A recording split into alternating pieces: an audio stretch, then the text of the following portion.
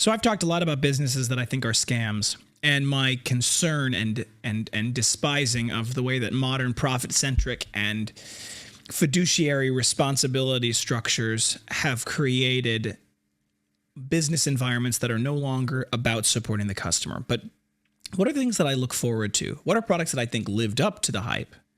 All this and more on today's episode.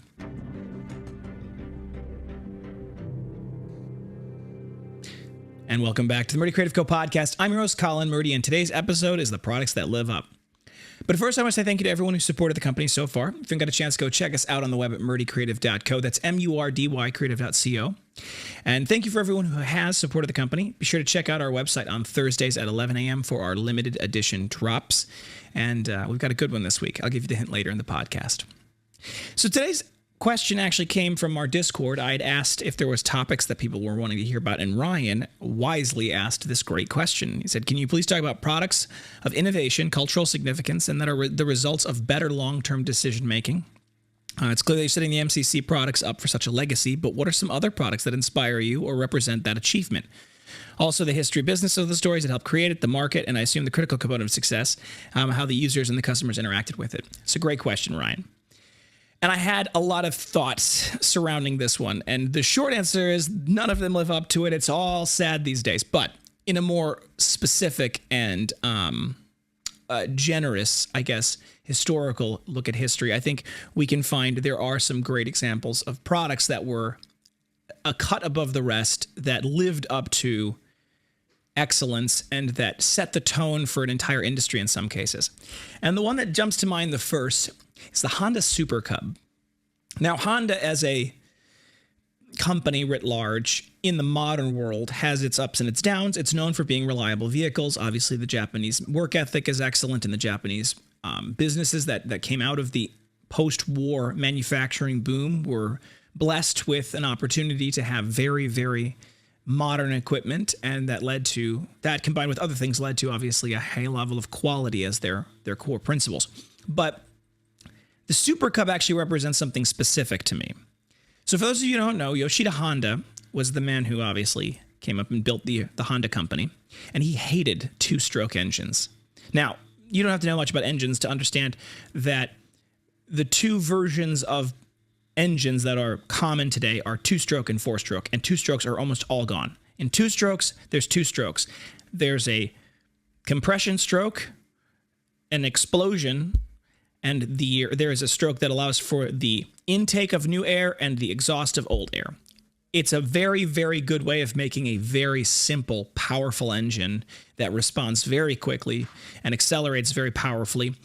It has a downside of, well, it has to consume oil, and it doesn't burn as cleanly as modern four-strokes or even old four-strokes. So two-stroke engines were very, very common for motorcycles for a long time. And four-strokes has an intake stroke, a compression stroke, an explosion stroke, a combustion stroke, and an exhaust stroke. So it has four. And Yoshida Honda liked the four-stroke better. Quieter, cleaner.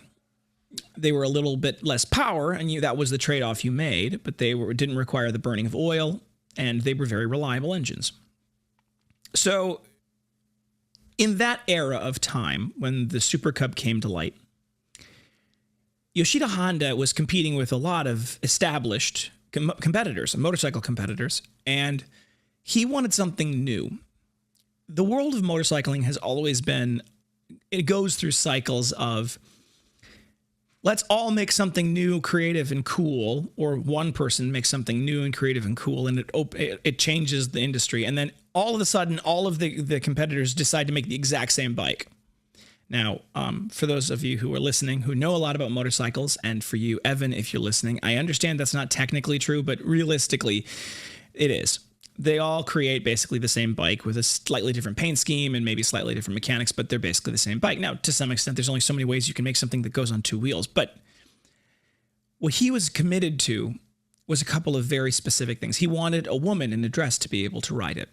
So it had to have a cowling, and it couldn't have a crossbar. So you had to be able to step into it. He wanted it to be able to be ridden with someone holding an order in one hand, a bag, a delivery bag in one hand. And so it had to be able to be shift easily, and it was built with an automatic transmission, which was very unique to the time. Amongst other things, it was brilliant. He actually had to convince a wheel maker to make custom wheels, which they didn't want to do at the time, because there wasn't a wheel in the market at the time that he liked, that he thought fit the market. And this was partially because of his travels abroad. He went to Italy and was inspired by some of their motorbikes and things like that. So he wasn't exactly totally making something brand new from scratch, but it was new in what it was trying to accomplish, and it was new in its execution.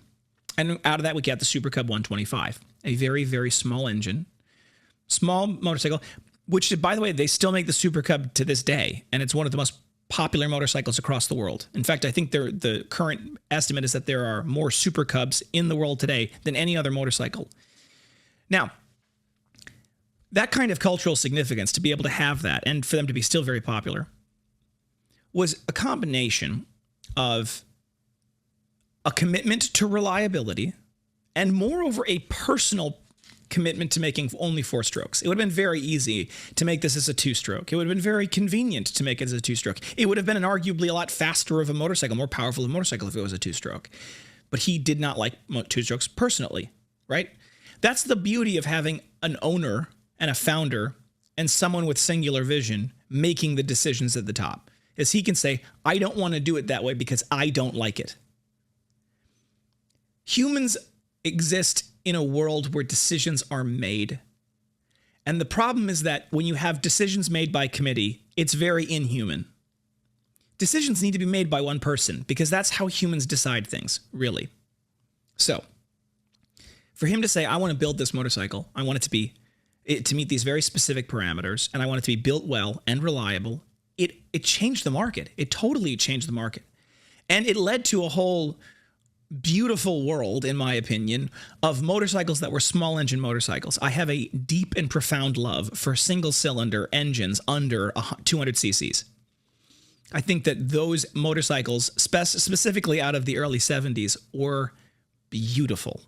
And they were very practical, and they were very, very meaningful, and we've gotten so far away from those motorcycles. That's a wholly different topic, but I have strong feelings about this. When I made leather my business, I had to come up with a new hobby, and so my new hobby became small engine motorcycles from that era, from the 1970s. Now, that's one product that really changed the market. Now, whether Honda has continued to live up to that, obviously, is a topic for wide discussion, and there's a lot to it, but that was an incredible product at an incredible time. I have personally also been inspired by a lot of the appliances from the 1950s. The details of why and how they came to be, I am a little bit fuzzier on, I will admit. But the fact of the matter is this. I have watched videos online, thank you for the internet, that has detailed either 1950s refrigerators being restored, or in most cases, them just continuing to exist, right? The details of their mechanics. And they were built brilliantly, and they were built very well. And especially with the restoration videos, the one thing that really strikes me with a lot of these restoration videos, especially of old mechanical things, is how much they can be restored. You can take something that's in very bad shape, and with the right tools, a little bit of time and knowledge, you can bring it back to near perfect condition because it's mechanical. Now, that's an incredible thing. And I think the last one for me is the Parker Jotter, right? Now, the Parker Jotter is an interesting one because the Parker Jotter is perfect for what it's for, and its legacy has shaped the world. I was watching Severance last night. I am joining the masses of people watching Severance now. I had resisted it for a while because it looked a little bit slow, in my opinion. It looked a little bit too much like a slow burn thriller. And to be honest, it struck me as that way now, although Lee and I are enjoying it. But even in that show, they used the Parker Jotter. In fact, virtually every single time you see a pen on screen, it's the Parker Jotter. Now, my long-term goal is to make a pen that maybe surpasses the Jotter and its on-screen presence as well as its reality. But there's a reason the Jotter's there. There's a reason why the Jotter has existed. And in 1954, George Parker launched the Jotter. Now, here's the reason why it was so revolutionary. It was an inexpensive pen. Nowadays, we think of it as an expensive pen because it's $20, right, or $10 or whatever. I mean, the cheapest you can buy them for is like $15, $16, $17, something like that. And we look at that as, wow, that's an expensive pen, right? But at the time, it came from a world of fountain pens. Fountain pens were expensive, even cheap ones. So it was this inexpensive pen. But its technology that was wrapped into it was complicated and brilliant. The idea of using a sintered tiny ball with a built-in reservoir inside the pen to create a ballpoint pen. Genius. It's one of those casual things that we don't think about today, but we take totally for granted. The fact that you have a pen in your pocket, or you can pick up a pen and you can click it and you can write with it and you can close it and you can put it back down and not think about that. Fountain pens, if anybody of you have used a fountain pens are fickle creatures. They do not want to work the proper way they should. And they rarely work nicely. And oftentimes when they do work nicely, it's only because they're wildly expensive. And even when they do work nicely, they still can make a big mess. So the fact that we think of pens as these casual things right now is the result almost exclusively of the ballpoint pen invention, and because the Jotter set the tone for making these ballpoint pens. It was made of all metal. I'm fairly confident it's spun. It might be drawn, it might be stamped. I don't exactly know how it's manufactured, but it's probably spun. So it was made out of relatively inexpensive materials and in an inexpensive manufacturing process, and it used cutting-edge technology called plastic. Now, as someone who's been deep in the weeds making an all-metal version of a click pen, I will be the first to admit that plastic in the Jotter was a genius choice. Because making an all-metal click pen is tricky. It requires very, very precise manufacturing. It involves very, very precise coatings to make it so that it's incredibly durable. It'll last longer than the plastic, and it'll work better, but it's harder. For them to use injected molded plastic to create the parts that they needed to make the design work was genius at the time, especially. And it revolutionized the pen industry. Think about all of the pens that you think of you use today. How many of them aren't ballpoint pens that are click pens? I'd be willing to bet, maybe this audience is a little bit different because you guys are connoisseurs, but most people have either never or only once used a pen that was not a ballpoint derivative. Most of them are click ballpoint derivatives at that. And when I say ballpoint derivatives, the Pilot G2 gel ink, that's a ballpoint pen with a different type of ink. It's the same concept, it's the same design. It's just a slightly different gel inside the pen and slightly different ink inside the pen. So with these ballpoint pens invented, and they changed they revolutionized the world. All of a sudden, it became so much easier for people to carry pens. It became so much cleaner for them to carry pens. And it really did change the industry of pens entirely. And now we have cheap French plastic pens everywhere, but people may be able to fix that soon enough if I can get at it. But those are some products that I have great respect for, about what they were trying to do, what they were made for, and how they were executed. And in the case of the Parker Jotter, and in the case of the Super Cub, the Honda Super Cub, yes, they were made by teams of people. And yes, those teams of people, through their individual brilliance, came together to build something amazing. But it was in part because the founders, the people that were the minds behind the company, were individuals who were committed to making the best products. And they let their personal preferences dictate the design. And because of that, the design has just an incredible beauty to it. It has an incredible mechanical beauty to it, beyond its aesthetic beauty, which is something to be enjoyed. So for me, I think that when we look at this, I go back to my critical belief and my core principle that the success of the company comes down to a founder and owner with singular vision and a willingness to execute and execute and execute on that vision. And it is exactly the thing that has been taken away from most of the companies that you interact with on a day-to-day basis. You cannot build a horse by committee. It will always come out a camel. And the reality is that this is why it's so important for the small business owners today that are listening to this, or for the people that are choosing what businesses to support, to think to themselves, it's not about the money. It's about making something unique. It's about making something special. It's about making something better. It's about making something that serves the community. And it comes down to singular vision, and it comes down to execution. And you can't have singular vision when you have completely different and conflicting interests from multiple parties. So don't sell out to private equity. It's not about the money. Too many people care about the money. It's not about the money. It's never about the money. And it's sad that we as a culture have decided that money is the important thing. And don't get me wrong. I mean, I like money as much as the next guy. Maybe not as much as the next guy. I like money a lot, right? I like to be able to afford our house and the cars and the food and the putting clothes on my children's back. Like, I like the ability to do those things. But if someone from private equity were to come to me tomorrow and say, we'll buy your company for $5 million, right? Which, by the way, would mean even after taxes that I would have enough money to invest in the market that the returns from the market would double my current salary for the rest of my life. And I would never need to work another day in my life, right? If someone came from private equity and said, we'll buy your company tomorrow for $5 million, I would say no. Because why would I? I'm not in this for the money. That's the point. It can't be about the money.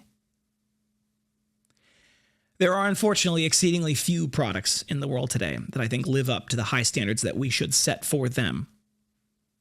But I think that's changing. I know I can only speak to myself personally and maybe my wife's preferences, but I will say that maybe perhaps as I've gotten older or perhaps as the market has changed, I have come to believe that the best choice is to buy the most expensive possible version of the product that you would like to buy, that you can afford. Do not go into debt to buy an expensive product. That's not a good plan. But if you are evaluating multiple options for a product, invest in the better version. Invest in the highest quality that you can possibly afford. And if you don't absolutely need to buy that product, wait until you can buy the version that is the best version out there. Buying something that's inexpensive but it'll get you by doesn't do anything for you. You're just investing in poor quality, right? And I understand financial hardships. I understand that the economy we're currently in makes it very difficult for people to buy nice things.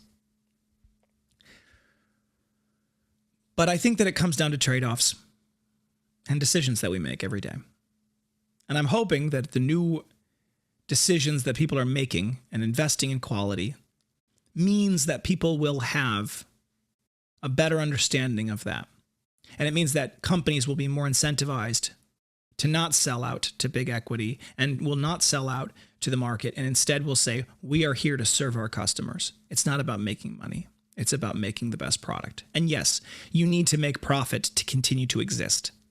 For anybody who says that, oh, you know, we got to get rid of the profit incentive, we have to follow that up with, yeah, but you have to have some profit because that's the lifeblood of a company. Right? A company can't exist with no profit. And obviously people are looking at, well, nonprofits, that's not the same thing. Most of them rely on donations and charitable contributions. So when we look at the bigger picture of this all, yes, profit needs to be part of the answer. It cannot be the main answer, and it can't be the only answer. At Concordia, University of Wisconsin, the Concordia University of Wisconsin in Mequon, that one I went to, we always talked about in our business school the triple bottom line. And I've talked about this before, but it's profit, people, and planet, right? That you're, as a business owner, your ethical responsibility is to generate some profit so your company can continue to exist, to take care of your people, employees, customers, future customers, and the planet. And what that mostly means is doing things in a way that is not damaging to your environment, not damaging to your community, and doesn't consume resources in an irresponsible way. And I think those are the answers. So thank you, Ryan, for the topic idea. Obviously, I want to answer people's ideas if they've got concerns or questions or ideas for podcasts. I'm always looking for more podcasts. Join our Discord if you're interested in that. And then also be sure to reach out to us if you have any questions or concerns about your product. We want to help.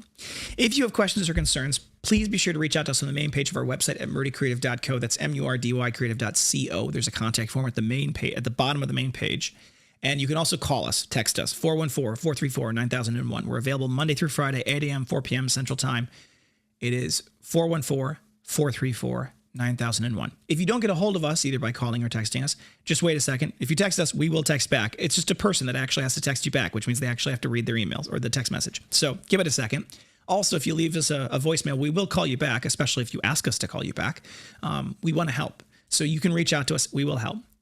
Thank you to everyone who's subscribed to the podcast, as well as those who get the alerts and notifications when we launch new episodes. A comment below helps the algorithm. It really does show the people, the algorithm, that, we're worth this content. Engagement is actually what drives the algorithm on YouTube. And we're all just subject to the algorithm, unfortunately.